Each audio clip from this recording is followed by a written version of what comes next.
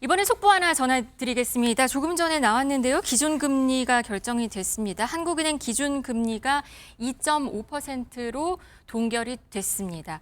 교수님, 결국 동결이었네요. 그래도 예. 동결이 조금 우세했었죠, 마지막에 가다 많이 보니까. 우세했습니다. 뭐 예상되는 금리 전망에도 저도 이제 동결을 예상을 했는데 네. 실제적으로 가장 주요한 요인은 최근에 이제 가계부채 증가나 그다음에 부동산 가격 상승의 우려가 반영이 됐던 것 같고요. 실제적으로 소비자 물가지수 같은 경우는 이제 CPI는 이제 전년 대비 이제 소폭 감소했어요. 그러니까 실질적으로 2025년 7월 연간 인플레이션율이 이제 2.1%였는데 올해 지금 보시면 전월 대비 2.2%보다 낮아졌거든요. 네. 그럼에도 불구하고 금리를 동결했다는 거는 그만큼 이제 여러 가지 가계부채 문제라든가 부동산 가격 상승이 좀 우려됐다는 측면이 있고요. 우리나라가 2.5%인데 이제 미국 같은 경우는 지금 4.5%거든요. 네. 근데 미국은 지금 보통 우리나라는 이제 CPI를 기준금리 여러 가지 물가 상승 지표로 보고 있는데 미국은 PCE 지수를 보고 있어요.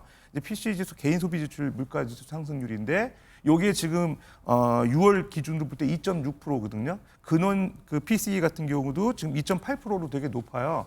미국의 연준의 물가 기준 타겟 레이트가 2%인 걸 비해 보면 꽤 높거든요. 네. 그럼에도 불구하고 파월 연준 의장이 기준금리를 낮출 가능성이 있다 언급을 했기 때문에 좀 기준금리 낮아질 가능성이 있긴 한데 미국의 기준금리가 낮아질 가능성이 가능성이 있고. 있긴 한데 우리나라랑 기본적으로 한 2%포인트 이상 차이가 네, 나기 네, 때문에 상대적으로 좀 지켜봐야 될 것 같고 미국은 경기가 상대 팽창 국면이고 물가가 높고 우리나라는 경기 하강 국면이기 때문에 기준금리가 낮아져야 되는데 미국과의 기준금리 차이 때문에 앞으로 사실 낮추긴 상당히 부담스러운 측면이 있습니다. 네, 알겠습니다. 그리고 수정 경제 전망도 내놨습니다. 올해 성장률 예상치가 원래는 0.8%였는데 0.9%로 올렸습니다. 네. 그래도 좋은 시그널이네요. 그렇죠. 그래서 0.1%포인트는 뭐 상승해서 좋다라고 볼 수 있겠지만은 네. 어떤 심리적 마지노선이 이제 경제 성장률을 이제 1% 이상이 넘어가야 되거든요. 그래서 이것이 이제 어떤 긍정적인 시그널로 작용할지. 그래서 아마 뭐 앞서 아니면 오히려 경기를 우려하고 있다고 볼 수도 그럴 있는 수도 건가요? 있습니다. 네. 그래서 아까 교수님께서도 뭐 금리 향후 어떻게 될 것인가 뭐 예상을 하셨지만 올해 만약에 이제 금리 인하를 한다면은 이런 배경이 아닐까 싶습니다. 그래서 1% 성장률 아래로 지금 되어 있기 때문에 아마 추가로 금리 인하를 한다는 것은 이런 배경이 될 가능성이 있다. 앞으로 네. 하반기 네, 중에요. 네. 한 번 더 금리 인하를 할 수 있을 거라고 있을 보시죠. 수도 있습니다. 10월 중에 그렇게 생각합니다. 알겠습니다. 개인적인 생각입니다. 어떻게 보세요? 금리 인하. 한 번 정도 할 것 가능성은 같고요. 네네. 주요 요인은 이제 내수 침체, 경기 부양 측면에서 한 차례 정도 고려를 할 가능성이 있습니다. 그래서 네. 올해는 지금 2.5%인데 2.25% 정도에서 움직이지 않을까 생각됩니다. 0.25%포인트 예. 정도 다음번에 한 번 정도 더 낮출 수 있을 내년 것이다. 상반기 정도에 한 번 또 고려할 것 같습니다. 알겠습니다. 이번에는 좀 다른 이야기를 좀 해보겠습니다. 커피값 이야기 한번 해볼게요. 커피 한 잔으로 하루를 시작하시는 분들 많으신데요. 이제는 좀 이것도 부담스러워질 것 같습니다.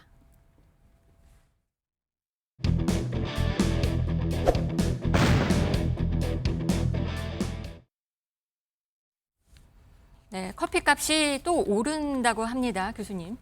네, 맞습니다. 그래서 이게 이제 선물 지수인데요. 27일 미국 뉴욕에 있는 IC 선물 거래소에서 26일 현재 시간 파운드당 3.85달러로 1개월 전보다 한 30%, 29.1% 정확하게 말씀드리면 높은 가격에 거래가 됐습니다. 이거는 이제 그만큼 이제 관세 영향이 있는데 주로 이제 커피 하면은 브라질 아니겠습니까? 네. 그래서 브라질산 원두의 50% 관세를 미국이 부과를 했죠. 그래서 거기에 따른 어떤 가격 상승 요인이 된 것입니다. 그래서 이것이 이제 전체적으로 뭐 우리나라가 정말 커피를 사랑하는 민족 아니겠습니까? 그래서 이것이 결국에는 우리 소비자 물가 지수라든지 또 그 커피 체인점에 있는 커피의 어떤 최종 가격에 좀 반영이 되지 않을까라는 그런 우려가 많이 있습니다. 원두 가격이 오르면서 이제 커피 가격이 오를 것이다라고 예상을 하는 건데요. 이게 기후 변화 이슈도 있고 또 관세 영향도 있다고요? 네, 그렇습니다. 이제 실제로 이제 브라질 원두가 전 세계 그 상당히 공급이 많이 되고 있는데 미국이 이제 브라질에 대해서 50% 관세를 부과했기 때문에 당연히 이제 수입 단가가 높아지면서 소비자 가격이 전이되고 있고요. 그다음에 지금 말씀하신 기후도 상당히 올해 좀 변동성이 컸어요. 그러니까 좋을 때도 있었지만은 상당히 여러 가지 비도 많이 오고 여러 가지 커피가 작황하는데 상당히 그 불리한 환경도 있었기 때문에 대체적으로 이렇게 그 실적이 작황이 좋지 않았던 것 같습니다. 그다음에 이제 두 번째는 사실은 최근 들어서 우리나라에서 이제 원두 수입할 때 이제 원달러 환율이 최근 들어 좀 오르고 있어요. 네. 도입 단가가 결과적으로 상승하게 되면서 올라가는군요. 네. 이제 우리나라 소비자 가격에 이제 반영되는 측면이 있고요. 그러다 보니까 실제로도 우리나라 7월 소비자 물가 통계에 보게 되면 이 커피 가격이 전년 대비 15.9% 상승했거든요. 그러니까 이게 16%면 상당히 뭐 얼마 안 될 것 같이 보이지만 두 자릿수 상승했다는 게 사실 주목될 엄청 많이 만하고 오른 거 아닌가요? 우리가 이제 네. 경제 성장 물가 상승률 지금 2%잖아요. 네네. 거기에 비하면은 뭐 8배 이상 높은 수치거든요. 다른 여러 예. 가지 부대 비용이 같이 올라서 이 가격이 더 오른 거라고 볼 수 뭐 있는 그럴 건가요? 수도 있을 것 같습니다. 이게 결과적으로 7% 넘는 거. 환율, 그다음에 미국 관세부가, 그다음에 기후 변화에 대한 작황 안 좋은 문제, 그다음에 우리나라 지금 또 보게 되면 이 커피 경쟁이 좀 치열한데요. 네. 대체적으로 이제 또 너무 이렇게 좀 영세한 그런 커피 판매하시는 분들 같은 경우도 여러 가지 인건비나 이런 것도 올랐기 때문에 또 이 소비자 가격의 전이가 안 될 수 있는 그런 상황은 아니거든요. 그러니까 직원도 인건비도 오르기 네. 때문에 결과적으로는 소비자들은 상당히 부담이 된 것만은 사실인 것 같습니다.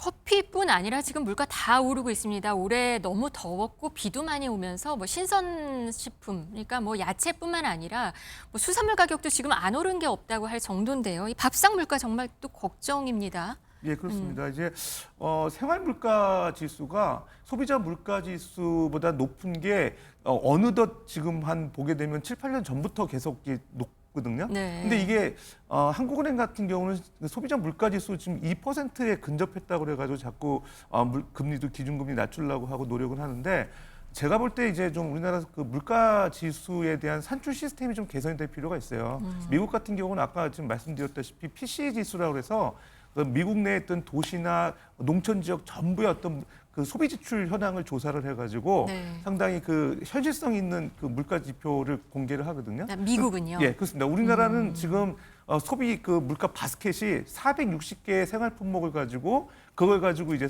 우리나라 가격 지표를 정하는데 네. 그게 이제 그 변경 주기도 상당히 늦어요. 우리나라는 미국은 매년 그걸 바꾸고 있는데 우리나라 그 기준금리 대상이 되는 품목 바스켓을 우리나라는 변경하는 게 3년에 한 번씩 바꾸거든요. 그러니까 상당히 그 주기도 빠르지 않고 하다 보니까 현실 물가를 반영하는 정도가 어렵다. 그게 이제 저 문제인 것 같아요. 그래서 두 번째는 또 우리나라 소위 말해서 자영업 하시는 분들이 너무 많거든요. 네. 그러다 보니까 이 대기업 같은 경우는 이렇게 도입 단가가 높아지고 여러 가지 물가가 오르게 되면은 그 생산 효율화를 통해서 이제 공정을 이제 비용 절감하고 이런 쪽으로 가거든요. 네. 그러다 보니까 규모의 경제가 가능하기 때문에 가격을 이제 낮출 수 있는 원가 절감을 통해서 비용 절감을 통해서 이제 소비자 가격을 낮출 수 있는데 자영업 하시는 분들은 그게 어렵거든요. 1인 고용자들이 지금 너무 많은데 네. 그분들한테 가격 낮추라고 하면은 소비자 그 가격 올리는 것밖에 없거든요. 그래서 사실 그런 문제도 우리나라의 물가 상승의 구조적 문제가 아닌가 생각합니다. 자영업자들 그래서 그런지 오늘 아침에 나온 소식을 보니까 자영업자들 창업도 지금 많이 줄고 있는 걸로 보입니다. 그렇습니다. 상반기 창업이 8% 감소했거든요. 네. 그러니까 결과적으로는 음식점, 부동산 다 줄어들었다는 거예요. 그러니까 장사가 안 되다 보니까 폐업하는 분들이 너무 많이 생긴 거예요. 네. 결과적으로 소비 위축과 외식 경기 침체, 건설 경기 부진이 주요 요인으로 나오고 있는데 실제적으로 우리나라 그 도소매업이 가장 많이 타격을 입은 것 같아요. 그러니까 상반기 전년 대비 한 8% 감소했거든요. 이렇게 가다 보면 우리나라 자영업 하시는 분들 진짜 경기가 어려워서 폐업률이 더 빠르게 늘어날 우려가 있고요. 네. 결과적으로는 내수 진작을 통해서 민간 소비가 늘어날 수 있게끔 여러 가지 정부가 행사도 지금 많이 하고 있는데 네. 여러 가지 그 민간 소비 진작을 위한 뭐 신용카드 소득공제의 상향 조정이라든가 전통 상점에서 이제 소비한 분들에 대해서 소득 공제를 더 많이 해주신다든가 그런 거는 조금씩 나오고 있어요. 예, 나오고 최근에. 있어요. 지금은 네. 상생 그 페이라고 페이백도, 해가 예, 페이백 도 해주는 있고. 분들이 있거든요.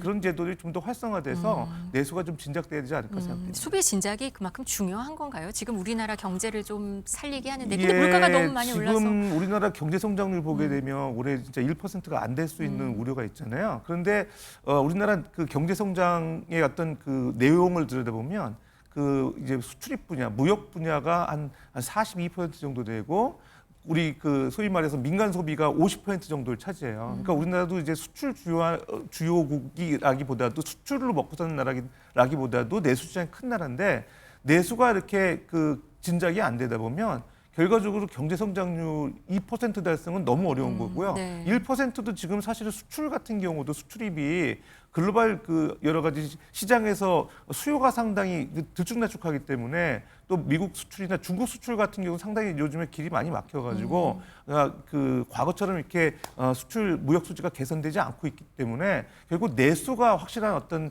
그 경제 성장의 원동력인데 네. 이 부분을 소홀히 하다가는 결과적으로 올해 진짜 1% 달성도 어렵지 않을까 생각됩니다.